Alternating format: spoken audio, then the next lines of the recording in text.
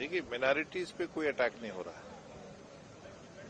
मुसलमान को वो वोट बैंक रखना चाहते हैं। मुसलमान उनके चुंगल से निकल के देश के वजीर आजम के विजन और मिशन को समझ के स्टार्टअप स्टैंडअप के जरिए विकसित भारत का हिस्सा बनना चाहता है।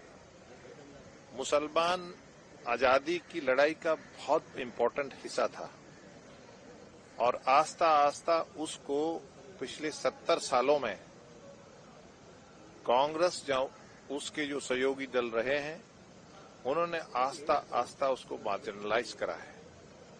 वक्फ को ऐसा पेश करा है कि जैसे वो मेजॉरिटी कम्युनिटी का हथियारा हो, उसकी प्रॉपर्टी हड़पने वाला हो।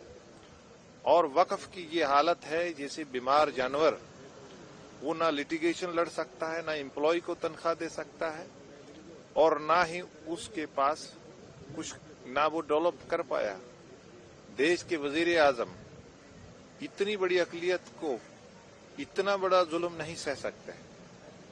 देखिए इनका, कल इनके कांग्रेस के मेंबर पार्लियामेंट बोलते हैं, क्या बोलते हैं, वो मुस्लिम पर्सनल लॉ बोर्ड को उकसाते हैं।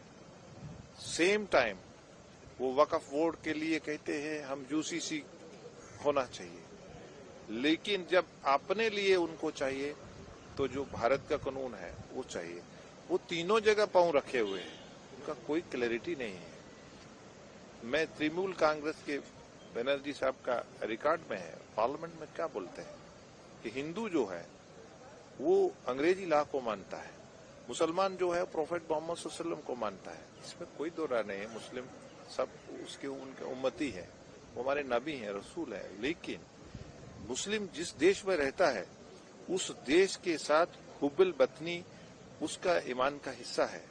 लेकिन ये अपने दिमाग से किधर मुसलमान का क्या नैरेटिव खड़ा कर रहे हैं पूरे मुसलमान का। मुसलमान ने आपको वोट दिया झोली भर भर के, टीएमसी वालों आप क्या बात कर रहे हैं। यहाँ यूपी से आपने सपा के चीफ का आपने भाषण सुना होगा, सुना आपने कि वो मुसलमानों के लिए उन्होंने अपने भाषण में, देखिए वो सीरियस भी नहीं थे, वो इस तरह के इशू उठा रहे थे, वो अपनी सियासी टिप्पणी लोगों पे कर रहे थे।